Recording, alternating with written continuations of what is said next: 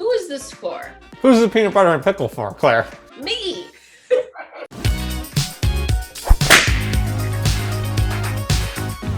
Hello and welcome to another episode of Hacker Wack Snack Edition. Today, it's peanut butter jelly time. It's not peanut butter jelly time, it's peanut butter kimchi time, or peanut butter pickle time, or peanut butter lettuce time.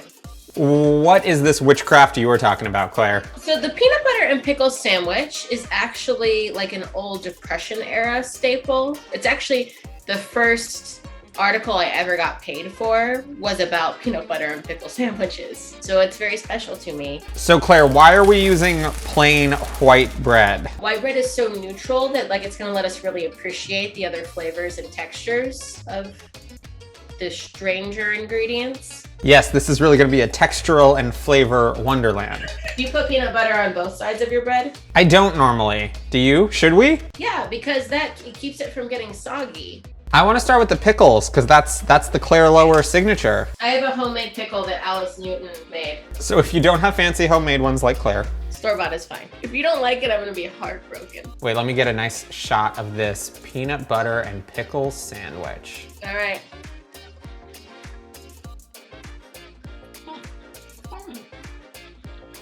Right? It's very surprisingly good. I know. I love the texture. I love the crunchy pickle in with it. And cucumber, acid, and peanut are all flavors that you find like in Thai food. So like when you have peanut butter and jelly, obviously the jelly is tangy. So the peanut butter the pickle kind of gives you that with a little extra crunch. What do you think, snack or whack? I gotta say, it's a snack. I'm so surprised it's good. That's why I get paid the medium bucks. So the lettuce one, I'm interested to try because I see how texturally one would say that it works because it's just crunchy on soft white bread with soft peanut butter. But so my concern is that lettuce doesn't have too much of a flavor. I share those concerns. Okay, peanut butter and lettuce.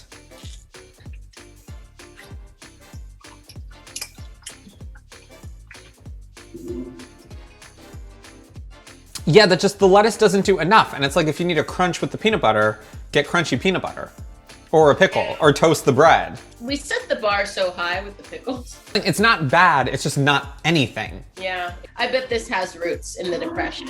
Welcome to my Depression era, thanks to this peanut butter and lettuce sandwich. This is whack, I'm sorry. Yeah, no, this is whack. This is hardly anything at all. How dare you suggest this to us? So peanut butter and kimchi, I think as we explored before, like something tangy, something crunchy with peanut butter seems to work. I think peanut butter and kimchi will work because you've got textural contrast, you've got contrast of flavors.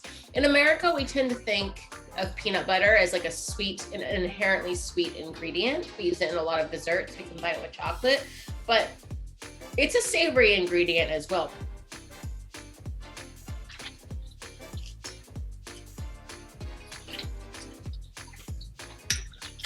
I definitely put too much peanut butter on mine.